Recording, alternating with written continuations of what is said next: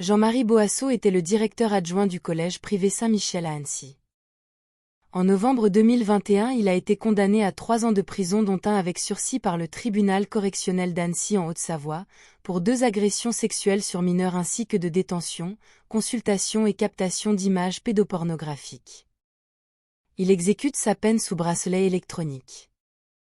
Le tribunal lui a également interdit de revenir en Haute-Savoie, ainsi que d'exercer une activité professionnelle ou bénévole en contact avec des mineurs. Les faits remontent au mois de mai 2018. Au retour d'un camp de vacances, l'un des élèves l'accuse d'agression sexuelle. Les témoignages se multiplient. Plus de 900 photos à caractère pédopornographique avaient été découvertes lors de la perquisition.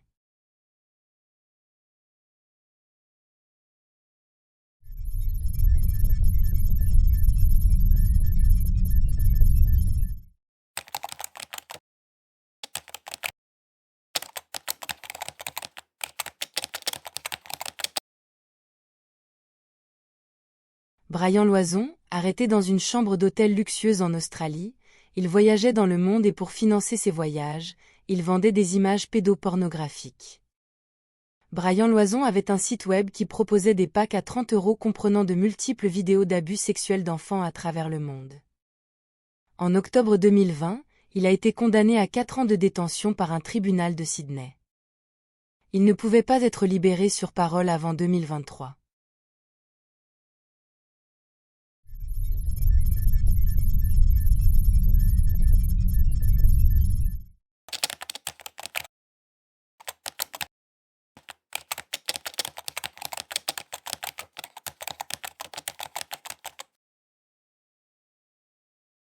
Marc Tabary, arrêté en février 2024 à Bornel dans le département de l'Oise. Il avait mis 12 fois, entre décembre 2023 et janvier 2024, une annonce expliquant qu'il recherchait des jeunes filles, d'âge indifférent, pour les initier à l'amour, et qu'elles pouvaient venir accompagnées de son père, sa mère ou une copine. Alertés par cette annonce, les gendarmes du cyber avaient créé un faux profil de mineur pour le piéger. Marc Tabary avait donné rendez-vous à cette fille fictive de 12 ans à la gare de Bornel et avait été accueilli par les gendarmes.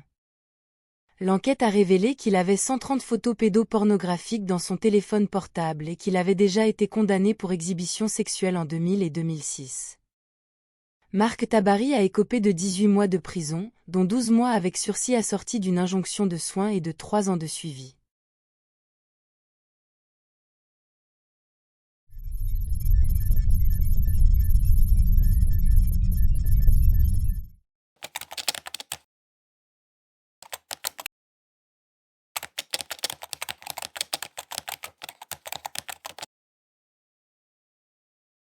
Karl Babin, infographiste, ancien directeur de la communication de la mairie de Cognac.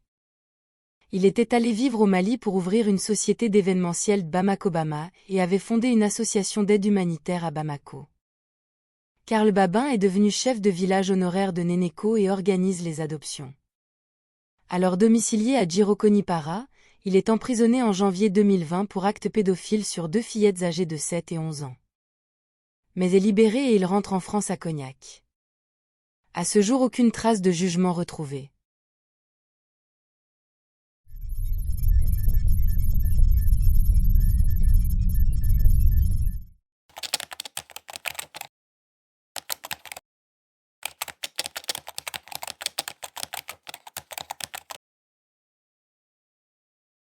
En 1994, Christophe Renaudin porte plainte contre Jean-Michel Merlin pour agression sexuelle et tentative de viol.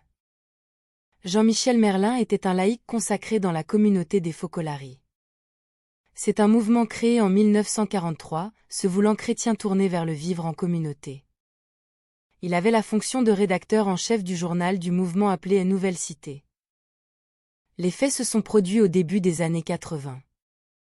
Jean-Michel Merlin avait 50 ans et Christophe Renaudin une douzaine d'années. Le procès avait débouché sur un non-lieu pour cause de prescription. Christophe Renaudin avait fait appel. Jean-Michel Merlin reconnaît les faits d'agression sexuelle mais pas de tentative de viol et a été condamné en 1998 à dédommager la victime. En 2020, un cabinet d'audit rend un rapport concernant cette affaire au sein de la communauté des Focolaris.